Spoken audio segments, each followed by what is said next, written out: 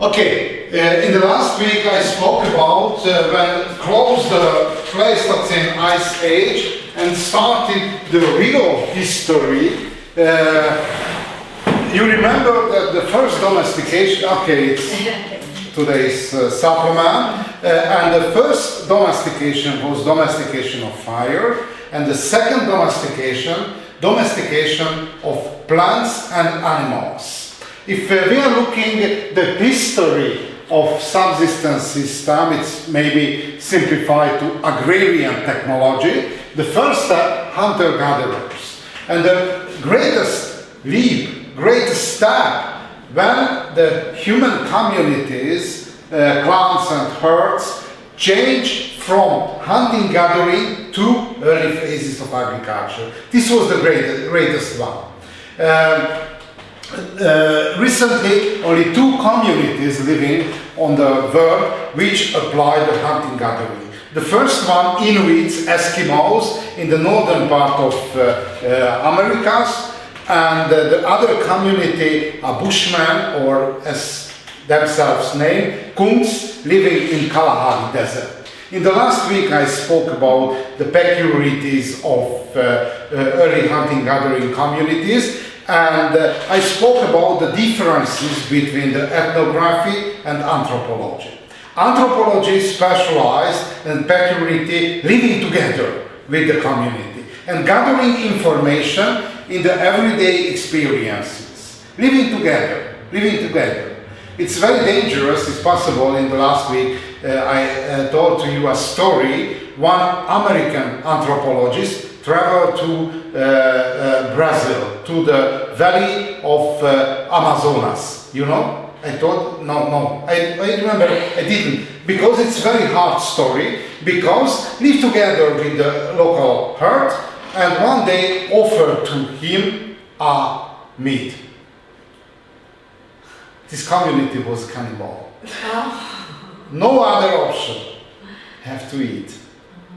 No other. It's dangerous living together with foreign community. And next day, the following day, left this community and escaped back to the United States. Because taste the meat of human, not the best, because this is one of the most important barrier. Eat or not eat the meat of humans. Okay, anyway, other important peculiarity of the hunting-gathering community are first anthropologists who lived together with the Bushmen. Richard Borchely calculated the timetable, the schedule of local community. My first guess today, how many days per week work for survival? How many days necessary to work? Gathering, hunting, because recently, for example, in developed country, 5 days, it's a working week, and 2 days for relax and recovery somehow. How many days had to work in the Kalahari Desert for survival? Like a week. 1 week. How many days per week? Oh. 6, 7. 7. Yes, No, only 2 days. Oh. 2 days. 2 days. Why? Because no private property, no SUV, no buildings, nothing. And the gathering are edible part of vegetation, fruits and grasses and fungi, everything. It's not so hard work. Because the needs is quite limited. Not by chance. Look at the Bible. Look at the Christian Bible. The story of Garden Eden. This is the story of Garden Eden. The people living on the landscape, on the forest, or for example, grazing land, any other places, and very short term necessary to gathering the meals and edible element of physical environment. Why change from agriculture? Because in the agriculture, look at the Bible, 6-day working day, only 1 day, Sunday, or in the Muslim tradition, Friday, or Jewish tradition, the Sunday, only one day for recovery. It's not good change, not good change of lifestyle, subsistence system. Because look at the story of Garden Eden. Adam and Eve walking only in the garden and pick the fruits and relax whole of the week. But in the Kalahari Desert, quite a hostile physical environment, necessary at least 2 days. But look at a much better physical environment. 1 day, enough for the gathering, the survival. No any form of the epidemics. Why? Because the hunter-gatherer is continuously wandering.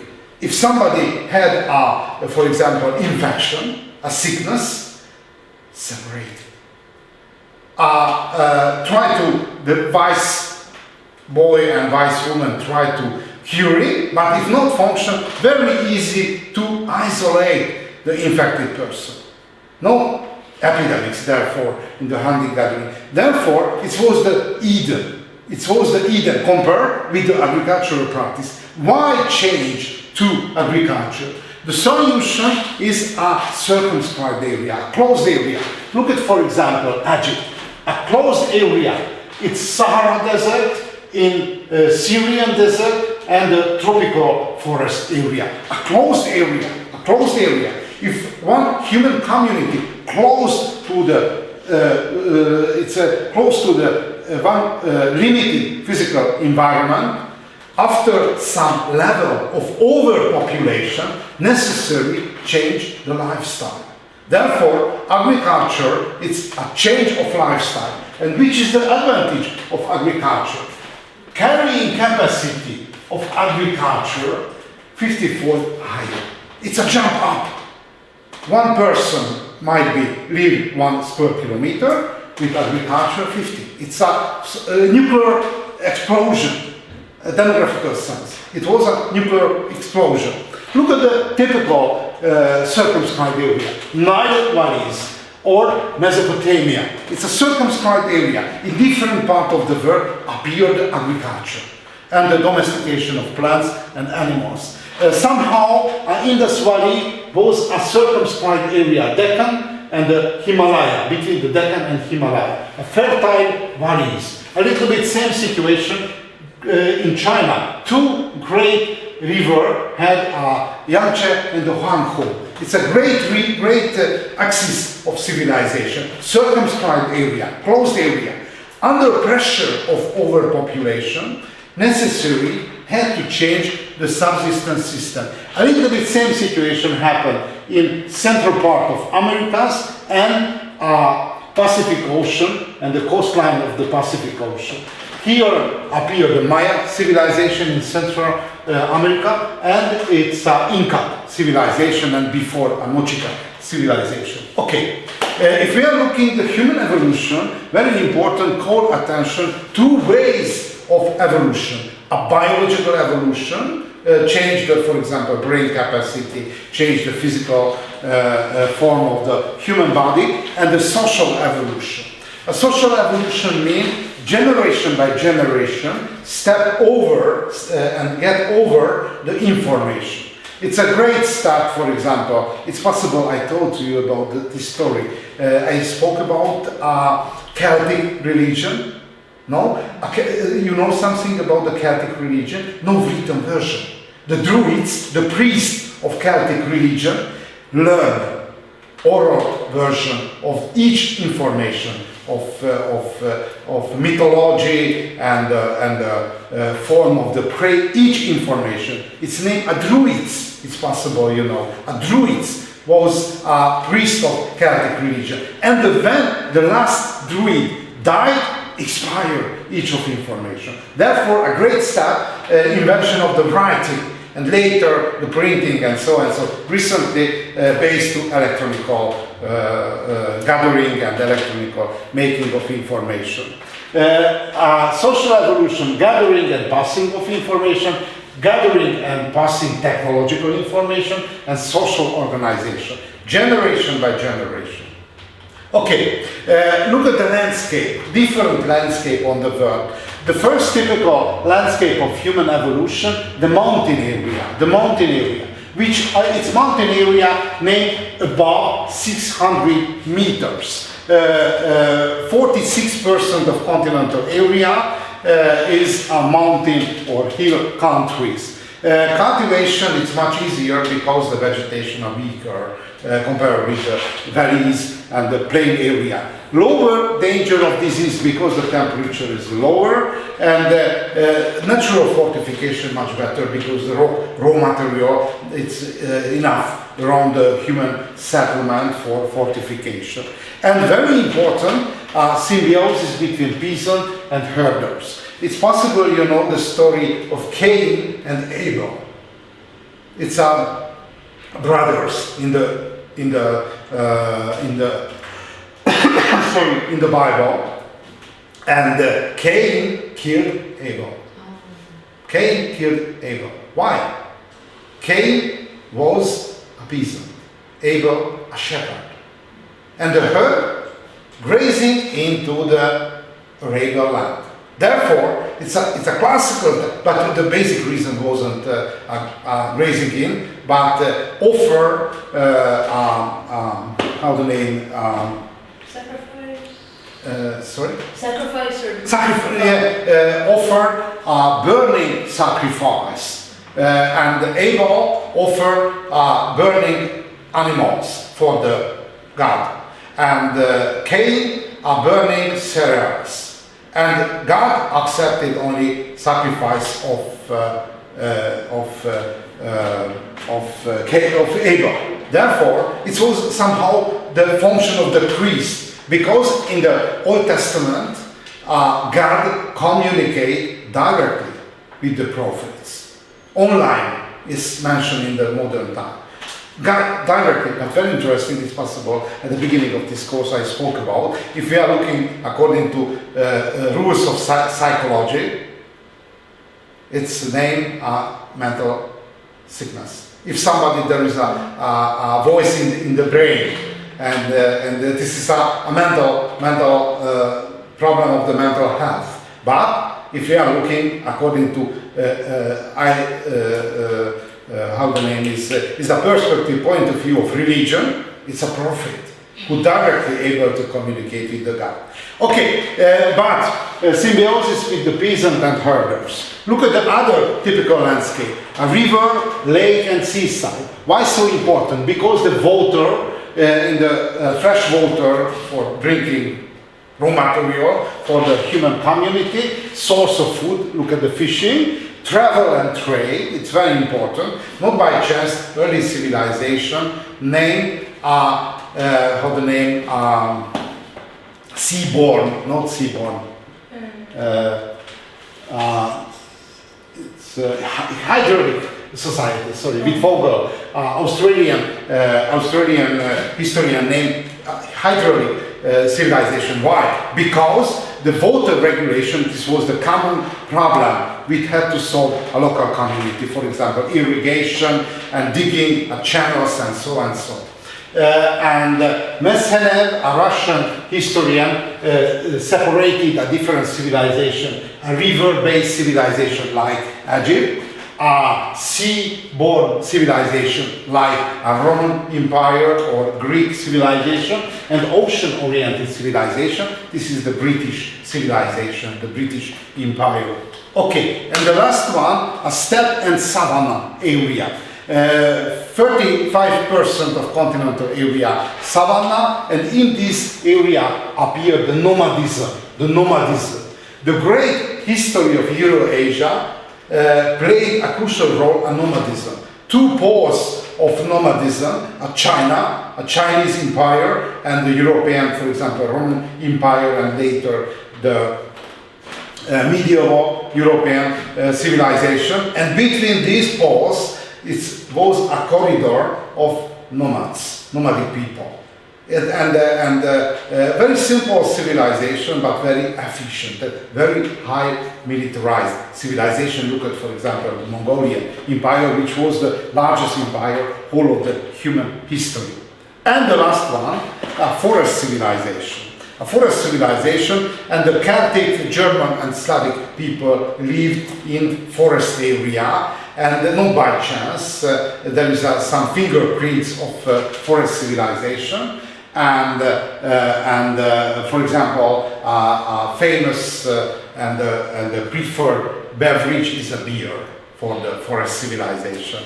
German, Slavic, and the Celtic people too. Okay, the first domesticated plants were wheat and barley, both of them cereals.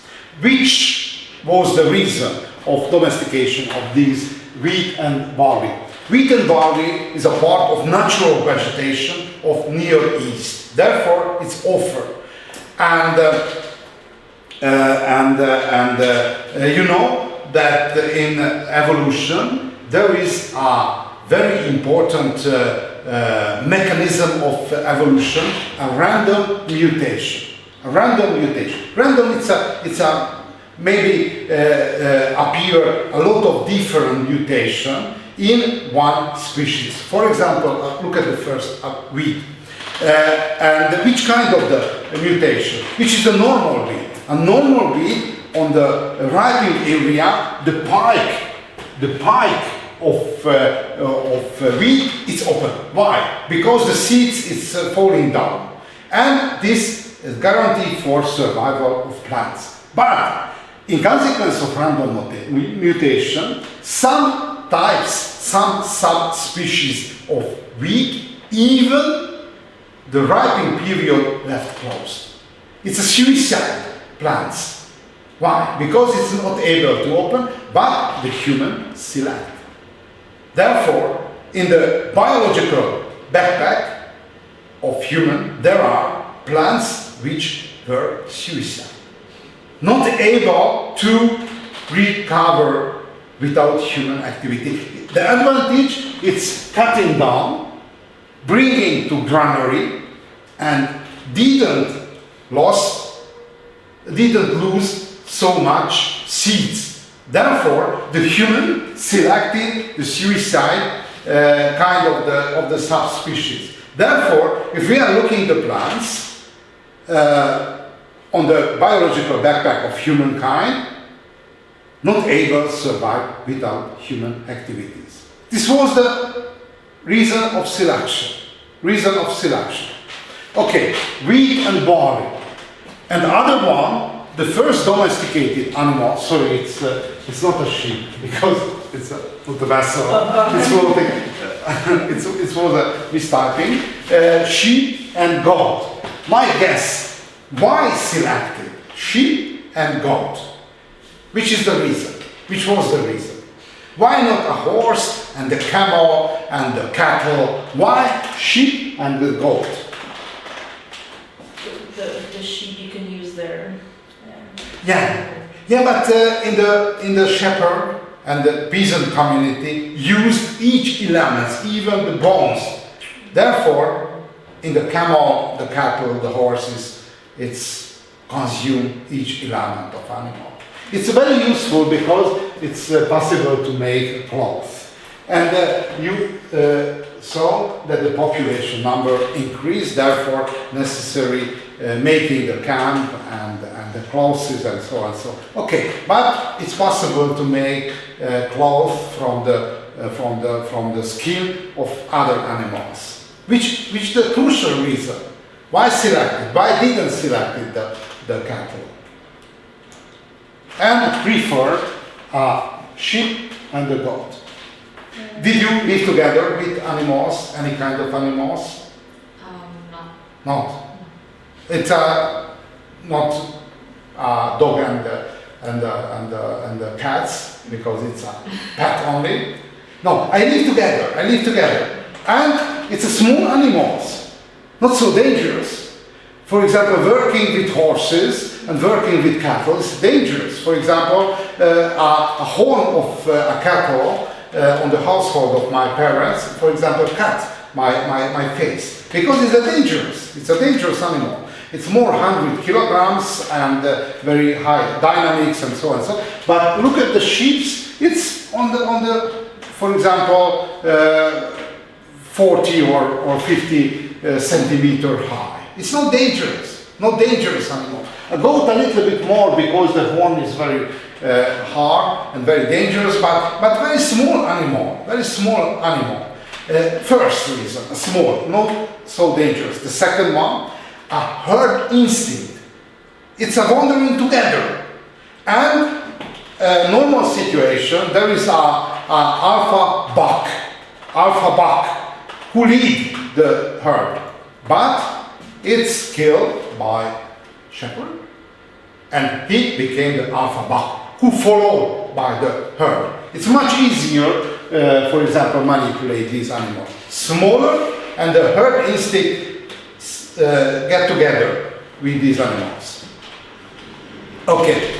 If we, according to Gordon Chad, Australian philologist and archaeologist, if we try to survive human history, we can divide according to three revolutions.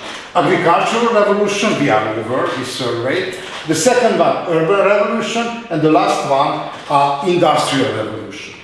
Agrarian revolution, it's quite contradictory billion we can recount, because not advantage, like for example increase the population, but we can see disadvantages similar.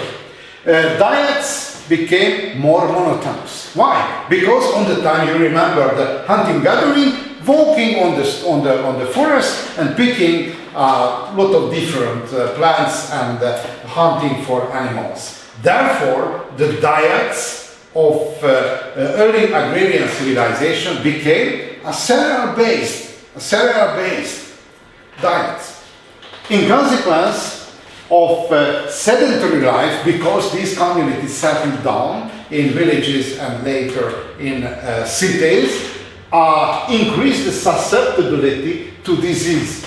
You remember in the herds, in the hunting gathering, if somebody infected, separated and left alone, and the other member of community wandering other direction and left alone the infected person who the wise woman wasn't able to cure. The next sedentary life allowed the rise of fertility but mortality too. Anyway, the final bilan is 50-fold higher the carrying capacity of agrarian subsistence system. Human lives then became briefer and the bodies shorter. And very interesting how react the body for the diets. If somebody, you know, there are two types of underfeeding. One qualitative underfeeding and one quantitative underfeeding. Quantitative underfeeding means not enough calorie. A qualitative underfeeding, not enough fine element of diet. For example, nutrition, vitamin, trace element, and so on. Therefore, two kind of underfeeding we can separate: qualitative and quantitative. Which is if somebody too harsh underfeeding will die and very susceptible for the infection. But a moderate level of underfeeding, the most important consequence, decrease the size of body. Like for example, when increase the price of gasoline, decrease the size of cars. This is the same reaction. And very interesting, I am not a basketball player size, but when I went into the village's building, the doorway is very, very short. And my forehead it's beat onto the doorway. Why? Because the people who lived in the 19th century, agrarians, quite a poor agrarian society, much shorter. And there is an exaggeration, for example, about the Asian people, about the Chinese people. It's a show. But look at the Guinness record book. The tallest man, Chinese. The tallest man of the world, Chinese. Why? Because if we are looking the long history of China, based to rice culture, rice monoculture, and in consequence of monoculture, decrease the size of body. But after step into the modern, how the name is modernized the country and mass production and mass consummation, age of mass consummation, generation by generation arose the size of people. Therefore, underfeeding is the consequence of agrarian evolution. And very important, nostalgia for paradise of pre-agrarian. Look at the Garden Eden. But there is the same story in Sumerian. It's a Gilgamesh epoch. It's a same story. It's a nostalgia. We lost something in the past, on the time of hunting gathering. Pollution, water and air. A local community produce a lot of polluted things, for example, sheet and any form of the civilization, and appear two new groups in the human community, priests and warriors. Priests and warriors who receive the meals and receive the income not for production, but somehow the priest, we can define as resource manager. Resource manager. Look at, for example, in the civilization of Egypt. The priest calculated the optimal date of harvest, optimal date of sowing, and everything, because it's monopolized the knowledge, the information about the function of physical environment. The warriors, it's independent totally from the production. Okay, look at the consequences. Post-glacial hunter, it's a man, 1 meter, 78 centimeter. In agricultural society, for example, in Egypt, 1 meter, 60 centimeter. Women, 1 meter, 68, 1 meter, 54. Change the size, but it's happened in each society, each modernized society, generation by generation, increase the size. And, for example, on the time of crisis, decrease. But very interesting, the DNA, remember, for 3 generations. If somebody, for example, a grandmother, live together, hunger and the great shortage, a DNA save the information until the grandson. It's a 3 generation, the gap of saving information, of underfeeding. Okay, and very important peculiarity of civilization and forming a human civilization, a triad of control. It's a British scholar introduced this term, Norbert Elias. Each civilization, it's mean Sumerian, it's mean Egyptian, it's mean medieval Europe, it's mean a modern recent civilization, applied a triad of control. Extra-human, interhuman, and intrahuman. You know this theory? No? Okay. Extra-human control means control the physical environment. For example, you looking around us, it's total control. We are in artificial environment. It's a total control of physical environment, but for example, it's arable land, it's a control of physical environment, agrarian area, control of physical environment, cutting the grass, control of physical environment. Anyway, indicator and fingerprint of civilization, control of physical environment. The second one, interhuman. It's regulated by rights. If somebody, for example, kill one other, punish somehow. It depends on the different phase of civilization. Anyway, interhuman control is regulation, interaction between the humans. It's everywhere from the earliest phase until now, the civilization, interhuman civilization control, it's a crucial element of civilization. And the last one, even in Egypt and even recently, intrahuman control. Each government interested for the inner thinking and the secret communication. Therefore, even the earliest civilization tried to develop somehow the secret service, who able to realize which are the secret thought, of contemporaries. Therefore, intra-human control is a crucial element of civilization. Recently and in the past, same. Okay, if we are looking at agrarianization, intra-human control, it means the knowledge about the inner thinking of humans, inner thinking, the secret thought of humans. Okay, if we are looking at geographical localization of agrarianization, it's appeared on the Fertile Crescent. It means Mesopotamia and northern part of Nile valleys. Okay, we are over agrarian revolution. Look at the urban revolution. Urban revolution, according to Gordon Childe, there were 4 preconditions of urban revolution. Appearance of cities. The first one, a domestication. Domestication of plants, and domestication of animals.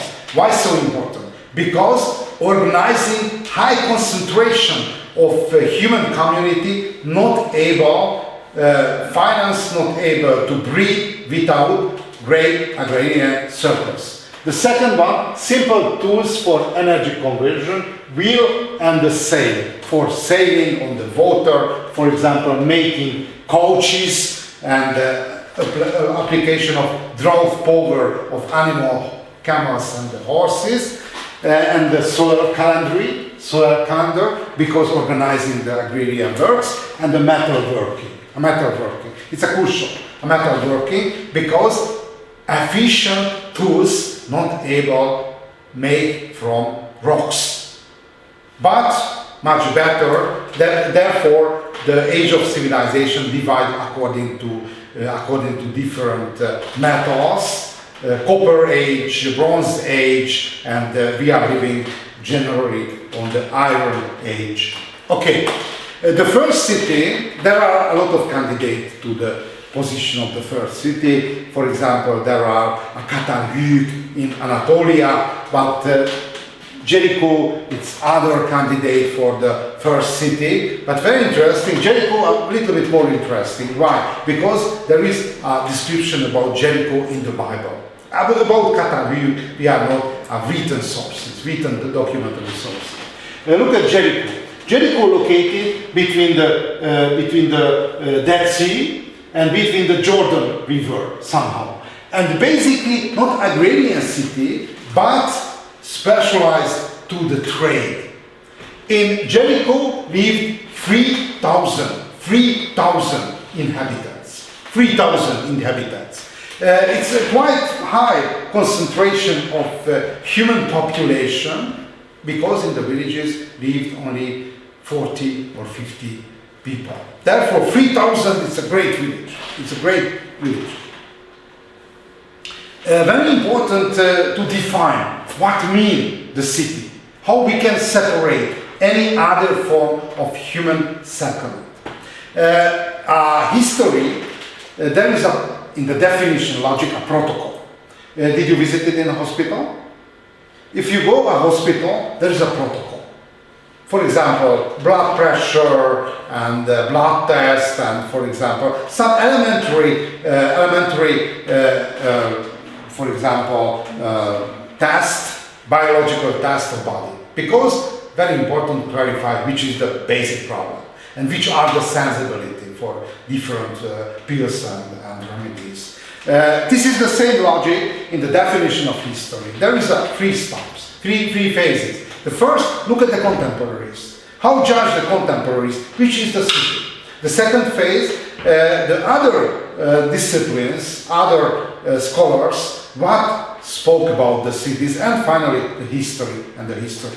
Look at the first step. The first step, how define the contemporaries of city, the event of city. The first one, St. Augustine, who lived in the late Roman Empire, and he was the highest prestigious theologist of early Christian church. And St. Augustine defined the city. The city is where forum is kept. Where is the forum? Which is the forum? Forum is a place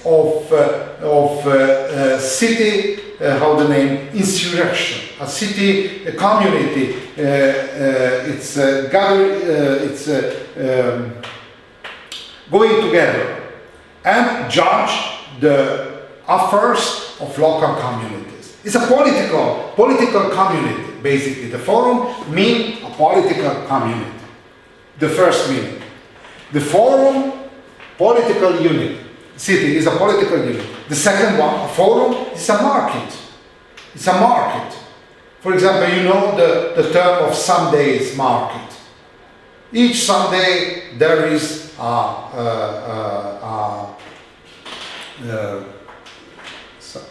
Saturday or Sunday, maybe according to local custom.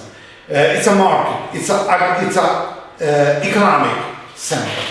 Therefore, it's double, meaning economic center and political center. And other Hungarian lawyer defined a city in the late Middle Ages, houses surrounded with necessary walls, very important.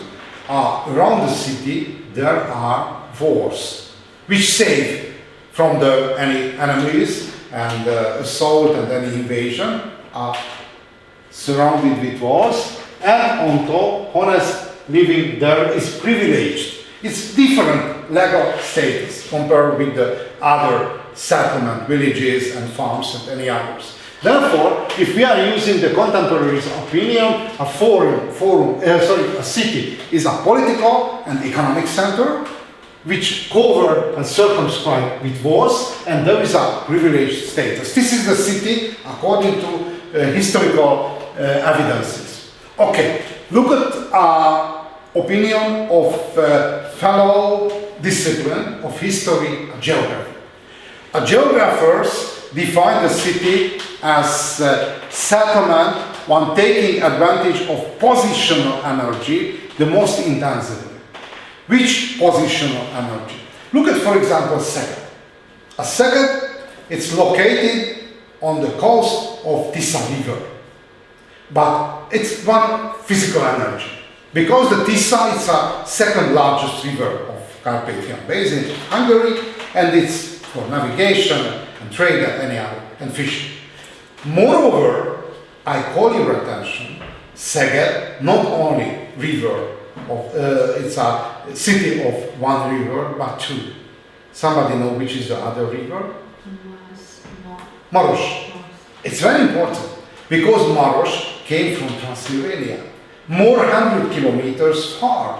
And Transylvania, it's a hilly area with scattered a lot of valleys, and very important that the Maros, it's not so far from the downtown of the city.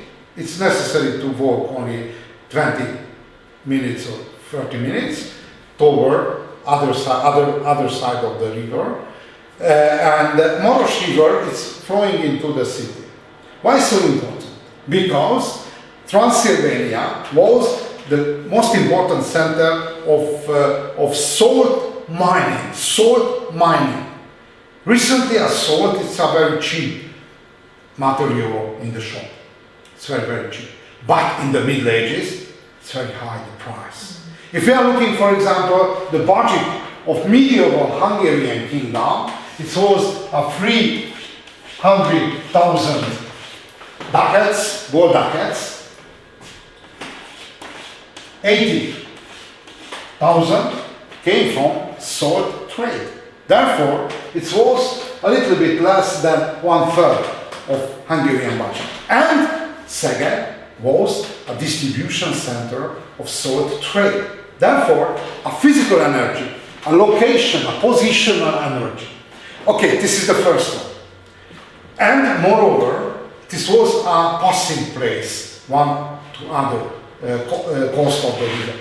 And the second one, a city and the region. We are not able to imagine the career of city without the region around a city. It's not so easy to define the region, because did you visit in Amsterdam? Only the airport. Okay, I stayed in Amsterdam for half year. Unbelievable place. It's a village, a real village. because 80% of local people, 80% it's used a bike for the traffic. It's a global village. It's a real global village. And it's a good example of adaptation. Because before the great crisis, oil crisis of 17, even the Dutch people used a car. But it's saved the money. It's a very hard practice. And rose the oil price and gasoline price, changed to bike. And a small country, half of Hungary. And for example, using for traffic a bike, good option. And even recently in Amsterdam, 80% by bike. But the bikers very dangerous because the high speed going on the street. And I had a lot of accidents. And I complained to my colleagues on the institute, historical institute, that I had an accident again. But Dutch fellow of me told to me, but never kill you. A car kill you. The biker never kill you. Uncomfortable. It's uncomfortable, but never. The biker never kill you if you had an accident. It's an advantage. Okay. City and the region. I received to Amsterdam because, for example, Amsterdam very easy to travel. For example, South Africa, and regular traffic had to South Africa. In one real colony, which founded by Dutch people, located to South Africa. It's a Boers or Africans. Okay, therefore, if we are looking history of Amsterdam, inside of the region of Amsterdam, there is, for example, in South Africa. And function of city, which are the most important function of city, political administrative function, economic function, and cultural and medical function. Generally, each city had each of these functions, but there are special examples. Look at, for example, Cambridge. Cambridge only one function, education. Oxford, one function. And in the Hungarian history, for example, was a similar function,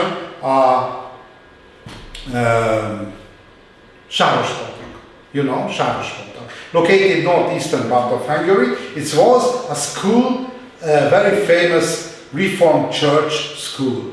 And for example, before the Second World War, had an airport even in Sarospatak, a very small city, but the best secondary school was whole of the country. And later the level and the quality decreased. But on that time was a possibility that became a little bit similar, that in the British history, the Eton College. Unfortunately, this is the disadvantage of Eastern European history, that no continuous processes. Broke time by time. For example, and this is the last information today because I have to go, in the 20th century, in the Hungarian history, had 9 times changed all of the political system. And the newcomers offered the Garden Eden and denied everything before. The first one started the 20th century with Austro-Hungarian monarchy and collapsed after the First World War. This was the first change. The second one, a communist dictatorship on the time after the first civil revolution. This was the second. And turned back to the former representatives of political power, the old aristocracy. The third one. The fourth one are fellows of Nazi of Germany, German Nazis, local Nazis during the Second World War take the power in their hand. It's named Arrows Party. And after a democratic transformation, after the Second World War, after the communist, coup d'etat, it's a French term using in the English political terminology, coup d'etat, the communists after a revolution of 56. Tomorrow will be the day of revolution, and after turn back the communist power, and the last one when collapse the communism. 9 times basically changed. It's, for example, psychologically survived that the former is crazy and the newcomers is the knights of rationalism. It's unbelievable how many times. And for example, there is a rat experiment. A rat, for example. If a rat receive, for example, some food, and other receive, for example, electrical shock, and change time by time, which is the reaction of the rats in this so many times change the orientation, lost any interest for looking the soil. This is the recent condition of the Hungarians. Okay, good luck for you, but you are young and you can change a lot. And you can solve each of problem of the universe. Okay, thanks a lot. Sorry for the shorter version, but I will compensate for you.